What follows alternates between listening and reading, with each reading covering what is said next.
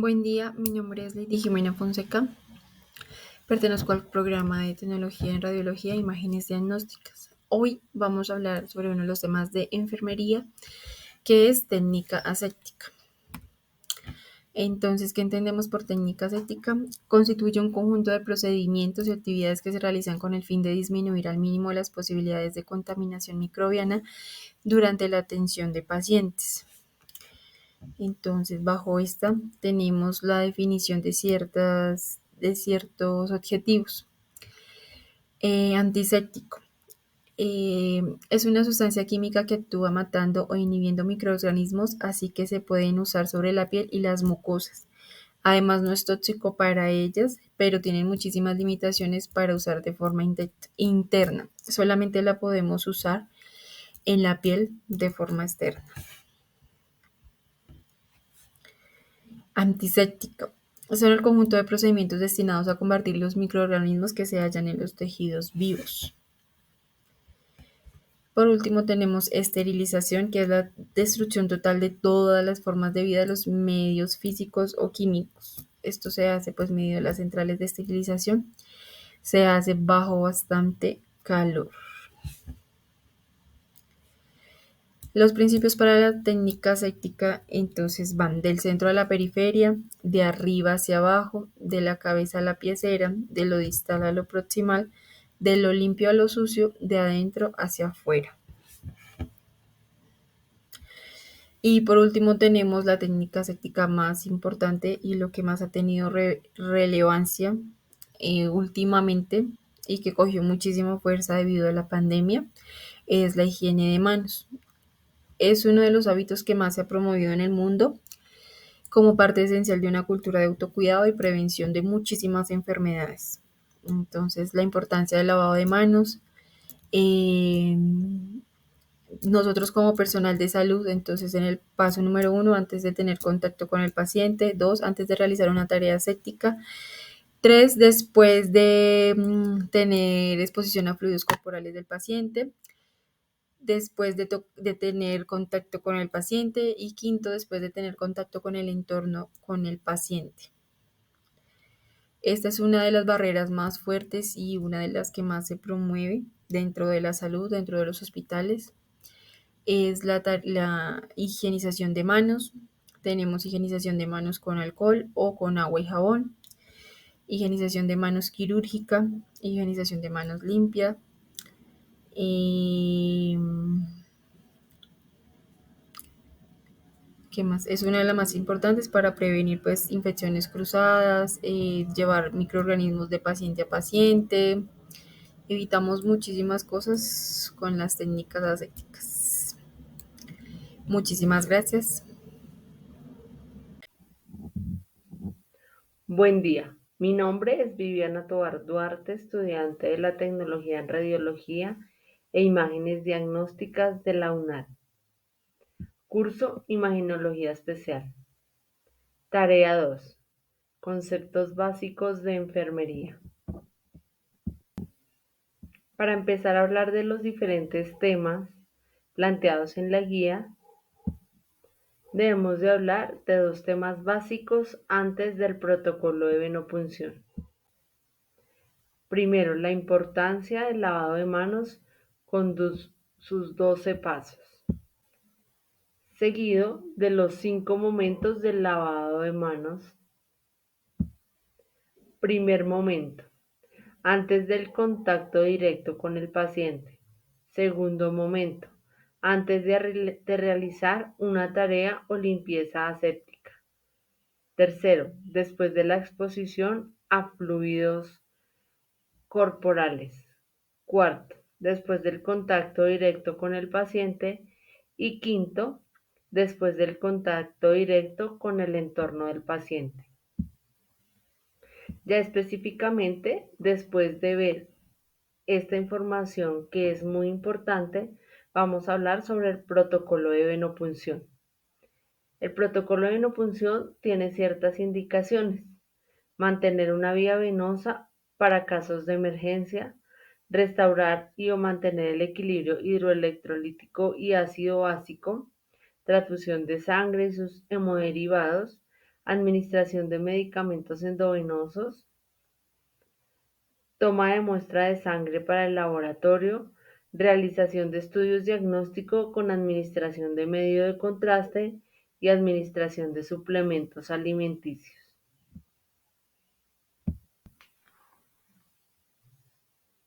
Para esto debemos seguir unos pasos. Debemos planificar la elección de una vía basada en algunas características, como es elegir una vena de un buen flujo sanguíneo. Modo de elección del catéter. Debemos tener en cuenta que para esto debemos mirar ciertas características del paciente. Entre ellos está la edad, el tipo de paciente, la vena a utilizar, los antecedentes médicos de cada paciente, como pacientes oncológicos, realizar la inyección del catéter, preferiblemente en los miembros superiores, evitando zonas de flexión para que así no se vaya a dañar el acceso venoso. Durante la venopunción, comprobar posibles alergias al material del yelco o de la cinta o el adhesivo que se vaya a utilizar para fijarlo. Entonces, observar posibles alergias. El modo de elección del catéter adecuado varía dependiendo del paciente, pero normalmente se puede clasificar de la siguiente manera. Los catéter o yelcos que se utilizan para la venopunción se diferencian por color y número. Entonces podemos decir que el número 24, que es el de color amarillo, es ideal para pacientes lactantes o adultos mayores con venas o acceso venoso difícil.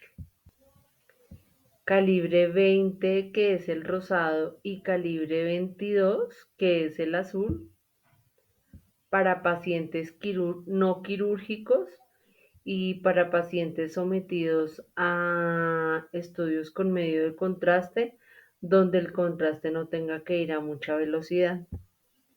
Y el catéter de calibre 18, que es el verde, es adecuado para pacientes quirúrgicos, eh, pacientes en el servicio de urgencia o con una urgencia vital y pacientes que sean sometidos a estudios de medio de contraste, donde el medio de contraste deba ir a una velocidad acelerada y así evitar que se llegue a extravasar el medio de contraste. La elección del tipo de punción se debe seleccionar para canalizar, tener una vena, tener las siguientes recomendaciones.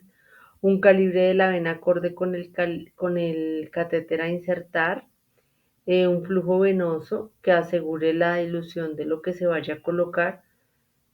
También debemos tener presente que la piel del sitio de la punción debe estar sin alteraciones, preferiblemente sin quemaduras, no canalizar venas trombosadas o con focos flevíticos, miembros con fístulas arteriovenosas, con déficit motor o sensitivo o miembros con antecedente de vaciamiento ganglional. Para evitar cualquier infección en el sitio de la punción, debemos siempre manejar una técnica séptica, el uso adecuado de los elementos de protección. Antes de empezar a realizar cualquier tarea, un estricto lavado de manos, el uso de tapabocas, guantes, antes de empezar a manipular todos los implementos. Tener listo todo lo necesario a mano para así evitar estar en constante movimiento para evitar alguna contaminación de cualquier elemento que se vaya a utilizar en la venopunción.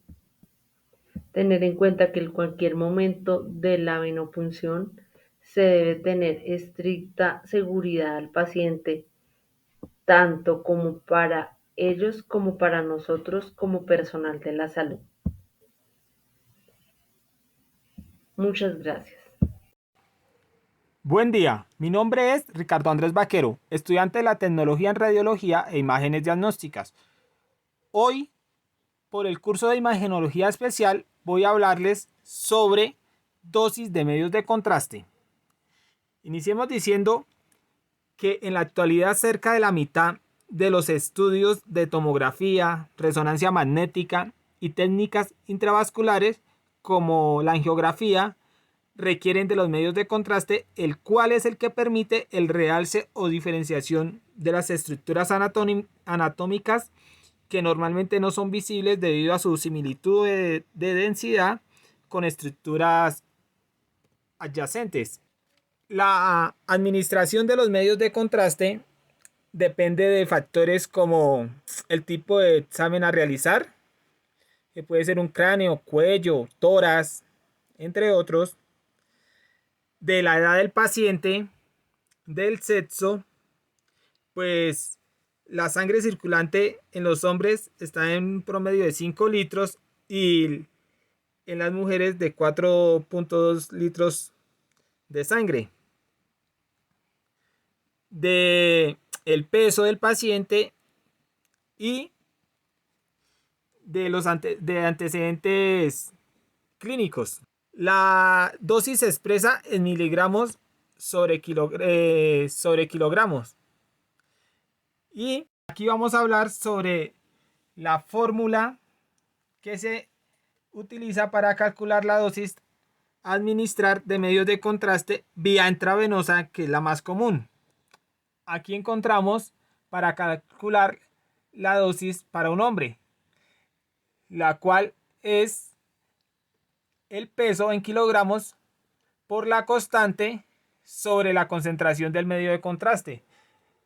Esta concentración pues depende a la presentación que venga el medio de contraste y la constante ya la veremos más adelante.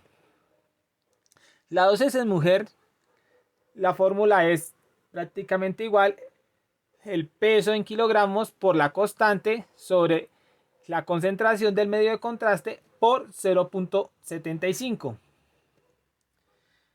Aquí encontramos el valor de las constantes, que como mencionábamos al inicio, la administración de los medios de contraste, existen unas variables que son, entre esas son el tipo de examen. Entonces aquí está el valor de esa constante para esta variable. En cuanto a los catéter que se utilizan, iniciemos diciendo que los medios de contraste tienen una gran viscosidad. Y esto lo que representa es en los fluidos la resistencia a la circulación. Por ese motivo, el catéter sugerido es el de calibre 18 o mínimo un 20. Todo esto pues en un acceso periférico, y pues la dosis que se administra en los pacientes de medio de contraste varía siempre entre 75 a 150 mililitros y con una tasa de inyección de 3 a 5 mililitros por segundo. Entonces de ahí la importancia del calibre, que sea un calibre grueso, pues debido a la viscosidad, para evitar reacciones adversas.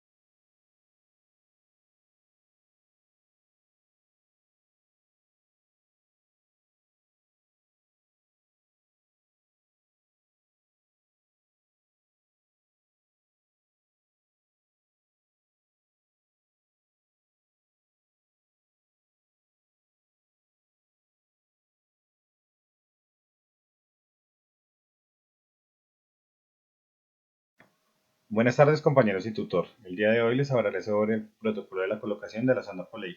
Es un procedimiento médico que se realiza en la parte hospitalaria o en el área de urgencias, donde se realiza la colocación de una sonda o drenaje vesical permanente o temporal en la vía transuretral. Se realiza para evacuar la vejiga en caso de retención urinaria, recoger muestras de orina estéril, permitir la cicatrización de las vías urinarias. Los tipos de sonda se pueden clasificar en rígidas, semirrígidas o blandas. Según la consistencia de la sonda pueden ser rígidas, semirrígidas o blandas. Según la forma de la punta pueden ser rectas o acodadas. Según los materiales pueden ser en silicona, látex, etc.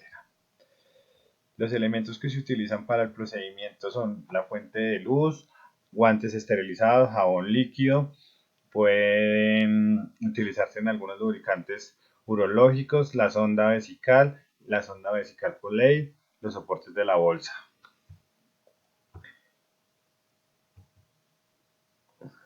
La preparación del profesional: debe lavarse las manos higiénicamente, ponerse los guantes. La posición del paciente para los hombres será de cúbito supino, para las mujeres será de la posición ginecológica.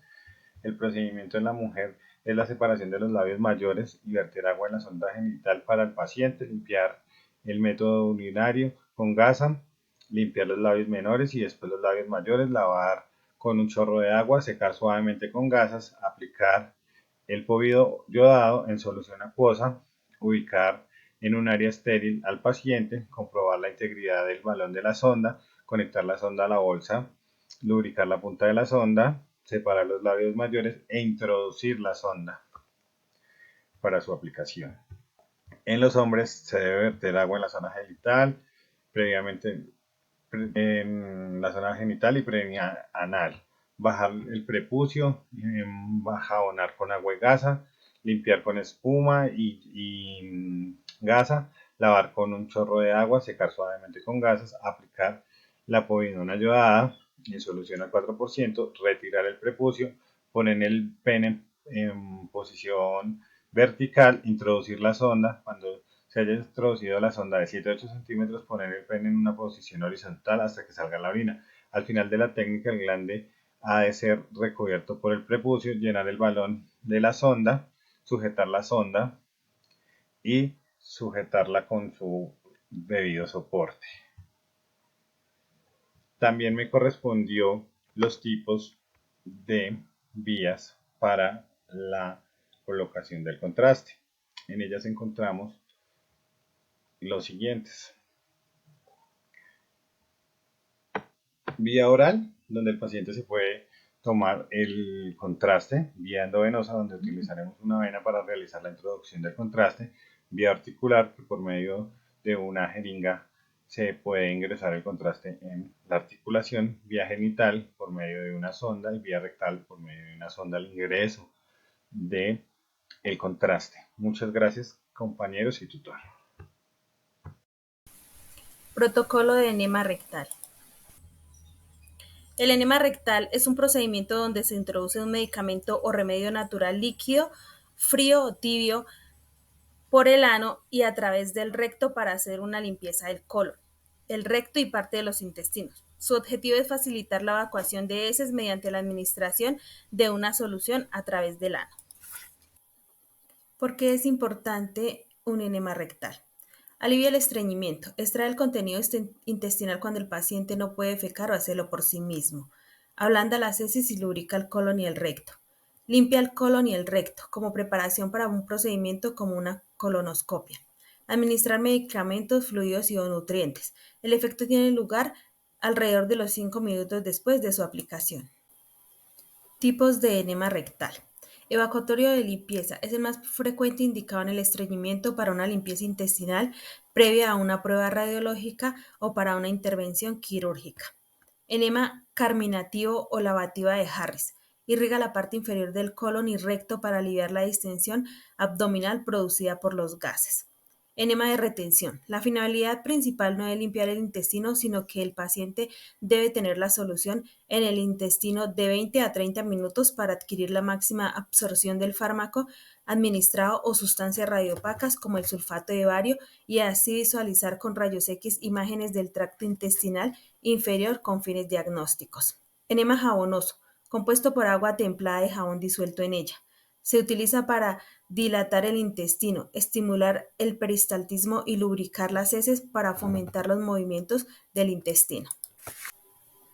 Riesgo de los enemas rectales. Van desde pequeñas molestias a problemas que pueden comprometer la vida de las personas, incluso la muerte. Por eso es una técnica de enfermería.